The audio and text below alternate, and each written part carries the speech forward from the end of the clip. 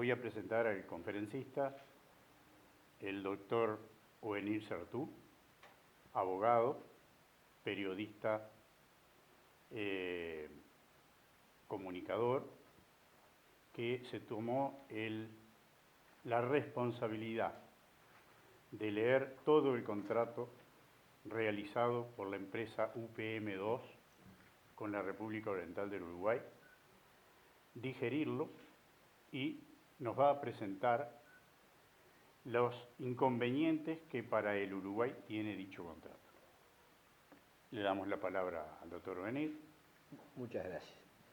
Bueno, sí, efectivamente, mi vínculo con esto comienza el mismo 7 de noviembre de 2017, cuando tomé conocimiento del contrato que se había firmado ese día, y me llevó una noche de insomnio porque no salía de mi asombro al ver lo que se había pactado, ¿no? Desde la construcción de una vía férrea que iba a ser adjudicada a la empresa las 24 horas del día, 365 días del año, es decir, tiene que estar a disposición de la empresa 365 días del año, 24 horas por día, lo cual quiere decir que, en definitiva, es quien controla la vía. Uruguay podrá usarla en tanto que UPM lo permita, esa es la realidad. Después, la asignación del agua del Río Negro en forma ilimitada y gratuita, no solo ilimitada, sino además con obligación de garantizar un flujo mínimo para que la empresa pueda diluir los efluentes, es decir, los restos que quedan de la producción de celulosa. La adjudicación de un puerto, de una terminal portuaria. La compra de la energía eléctrica que a la empresa le sobre, es decir, Uruguay se obliga a comprarle a un precio caro la energía que le sobre a UPM, la que produce con los restos de la fabricación de la celulosa. Una energía que Uruguay no necesita, porque Uruguay en estos momentos exporta energía, y la exporta a un precio bastante más barato del que le va a pagar a UPM por su sobrante. Además, otras cosas insólitas, como por ejemplo que UPM tiene, por el contrato, injerencia en la enseñanza técnico-profesional, es decir, en los programas de enseñanza técnico-profesional del país.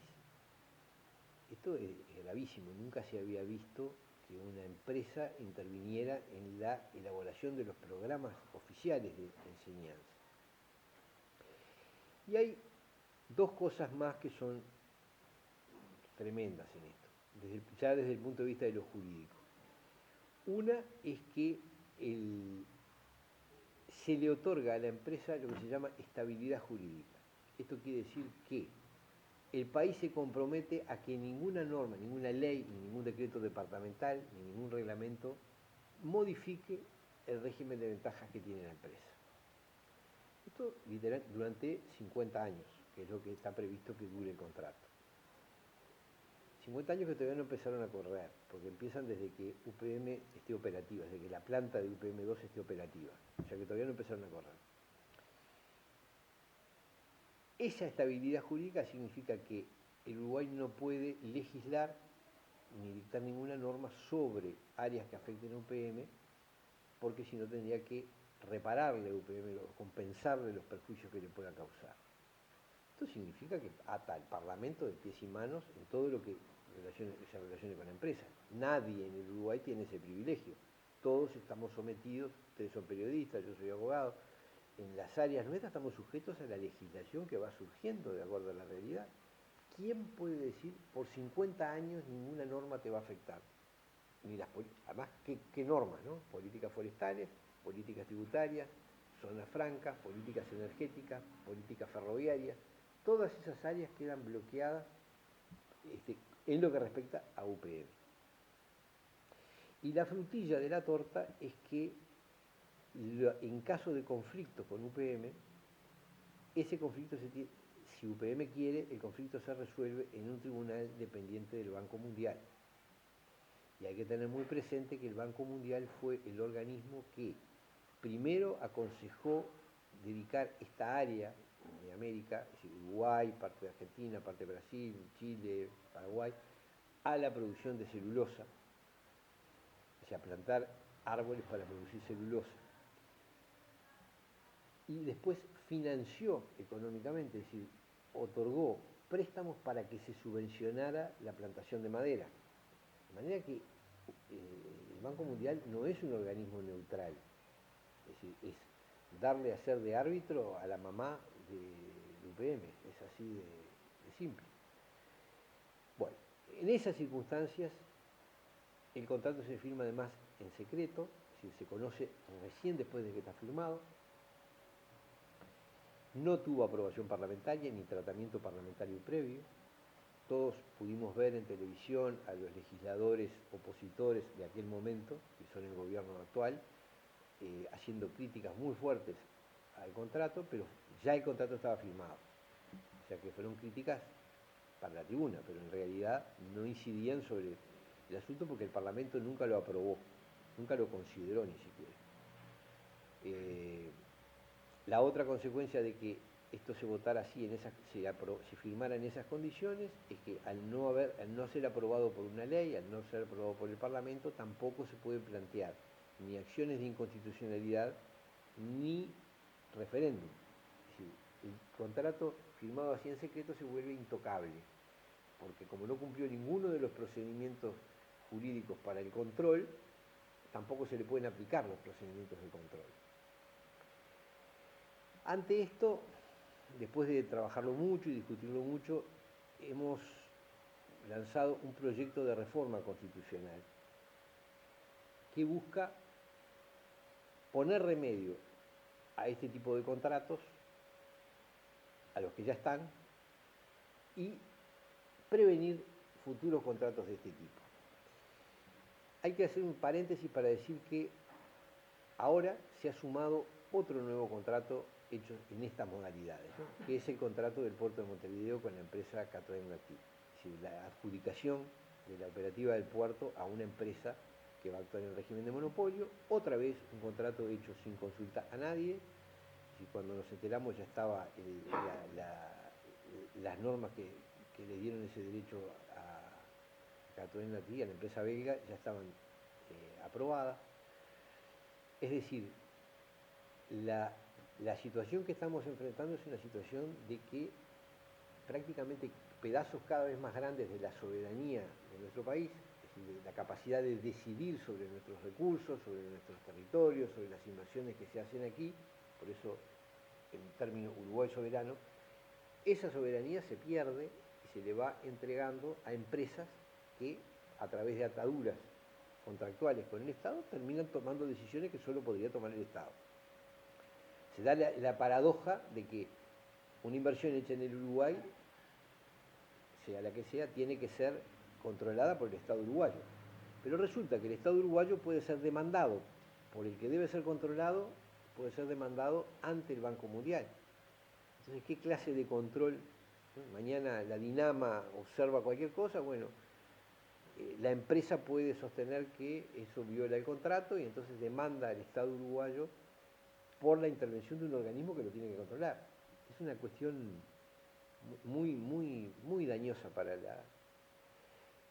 Hay que decir además que el costo de la instalación de UPM es en su enorme mayoría financiado por el Estado uruguayo. Es Uruguay el que va a pagar la construcción de la vía, 2.200 millones de dólares. Es Uruguay el que va a comprar la energía eléctrica, 1.400 millones de dólares. Es Uruguay el que le va a dar el agua gratuitamente. Es Uruguay el que le asigna el puerto. Es decir, no existe en la historia del país una inversión del Estado tan grande en favor de una empresa privada. Si cuando se dice por ahí que es la mayor inversión privada en la historia del país, no es cierto. Es la mayor inversión pública en la historia del país. Lo que UPM va a poner es cerca de la mitad de lo que va a aportar, de lo que va a tener que invertir Uruguay para que este proyecto funcione. Y a cambio Uruguay no lleva nada, porque no es socio en ese negocio, no tiene acciones, no va a cobrar utilidades. Se nos dice que va, dos cosas nos dicen, que va a pagar impuestos, lo cual es muy relativo porque UPM opera en zona franca y tiene exoneraciones tributarias. UPM y todas sus colaterales. Y el otro argumento que se nos da es que da trabajo. Y sobre eso yo creo que no hay cosa más clara que lo que pasó en Fraiventos. Esas plantas producen trabajo durante 2 años y pico, 3 años, mientras se construye la planta. Ocupan personal que trabaja en la construcción. Después eso se termina y lo que quedan trabajando son unos pocos cientos de personas que regularmente ni siquiera son de la localidad en que está instalada la planta, porque algunos son extranjeros, otros los traen con el argumento de que precisan técnicos, los traen de otros, o del exterior o de otras partes del país. Es decir, suelen decir que en el lugar no hay personal calificado para la tarea que tienen que cumplir y al final es poca la gente que trabaja allí. Yo digo, nadie tiene por qué creer en lo que digo. Yo aconsejo ir a ver a Fraiventos, a ver cuántas fuentes de trabajo quedaron, qué grado de desarrollo social tiene esa localidad, cuál es la situación material, social y anímica de la población de Fraiventos, donde funciona una planta que es la mitad de esta que se va a hacer, o se quiere hacer en Pueblo Centenario. Les decía para terminar que estamos haciendo ese proyecto de reforma constitucional que lo que esencialmente plantea es, hacia atrás, declarar nulos estos contratos que son inconstitucionales. ¿Por qué son inconstitucionales? Bueno, porque nuestra Constitución prohíbe a los gobiernos comprometer gastos que superen el periodo de gobierno. Es decir, el presidente, los ministros, el Poder Ejecutivo no puede presentarle al Parlamento un proyecto de presupuesto que implique gastos para el año siguiente a cuando termina su mandato.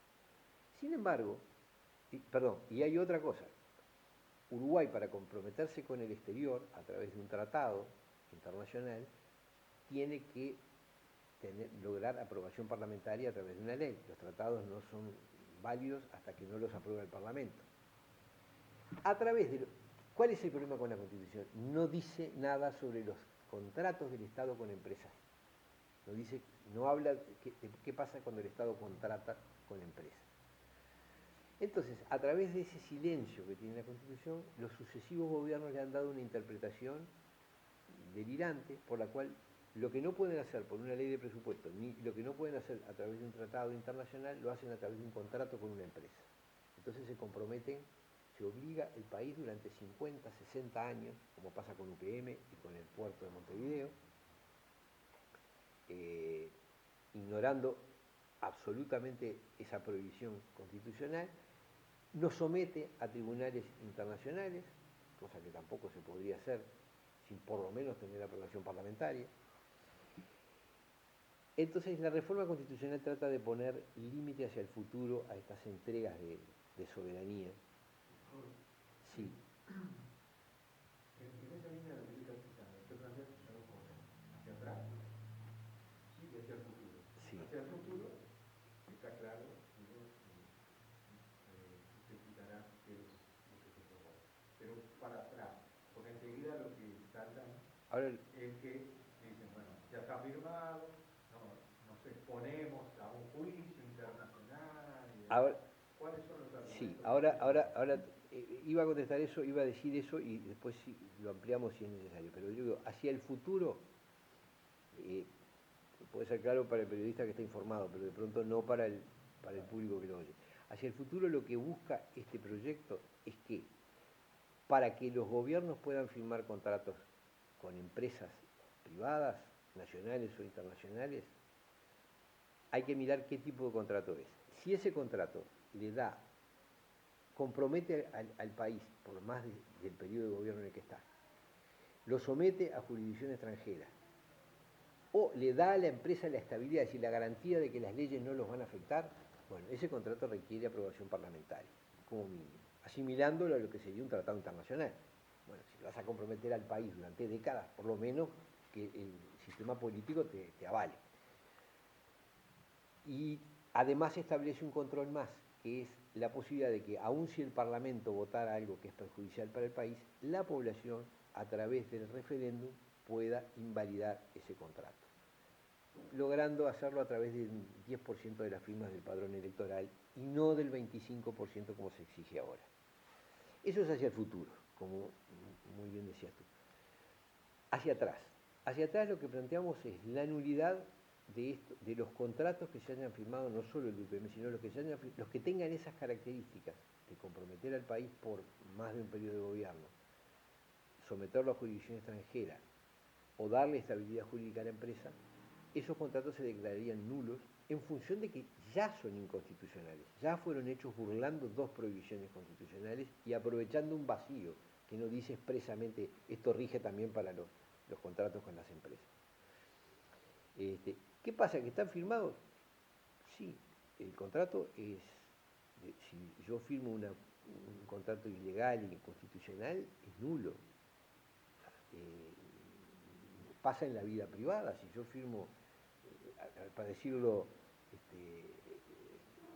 firmo que tengo derecho a apoderarme de todos los bienes de alguien que actúa incapacitado, ese contrato va a ser nulo, porque estoy abusando de una circunstancia, porque no tengo atribuciones, o vendo una cosa de otra persona, me adjudico la potestad de venderlo, me lo van a declarar nulo porque es ilegítimo. Y acá está pasando eso, un gobierno sin facultades constitucionales para hacerlo, comprometió al país en cosas que no podía comprometer. A ver, entregar el uso preferencial de una vía de transporte es inconstitucional. Asignar el agua de un río es inconstitucional. Bueno, por todo eso entendemos que el contrato es nulo. Hay gente que me dice, pero entonces ustedes van a impedir que se construya la planta. No. ¿Van a impedir que se produzca? No. En Uruguay es libre eso, si cualquiera puede instalarse cumpliendo los reglamentos que hay. Pero una cosa es instalarse a producir algo y otra cosa es tener un régimen de privilegio que no tiene nadie más en el país y que es inconstitucional. Lo que nosotros decimos es, si UPM se quiere instalar, está perfecto, pero que lo haga como cualquier otro hijo de vecino. ¿Para eso lo resuelve la constitucionalidad de la Suprema Corte de Justicia? No. ¿Van a ir a un tribunal internacional? No, estamos yendo a la autoridad más alta, estamos recurriendo a la autoridad más alta del país, que es el cuerpo electoral. Es el cuerpo electoral el que declararía nulo esos contratos, si logramos reunir las firmas necesarias y si en 2024, que es cuando se puede hacer un plebiscito, se aprueba esa reforma constitucional que en una disposición transitoria declara nulo este contrato y los otros que tengan las mismas características. O sea que en la reforma se va a incluir puntualmente. En la reforma está el contrato. Están incluidos todos los contratos que tengan las mismas características, esas tres características: estabilidad jurídica para la empresa, compromiso para el Uruguay por más del periodo de gobierno y sometimiento a jurisdicción extranjera. Los contratos que se hayan firmado desde 2017 para acá, en esas condiciones, sin aprobación parlamentaria, caerían por, es decir, seguramente, yo no lo he estudiado en profundidad, pero seguramente sería los de UPM, los distintos contratos, los que conocemos, no sabemos cuántos son porque hemos visto sucesivas cosas firmadas que algunas se descubrieron casi que de casualidad.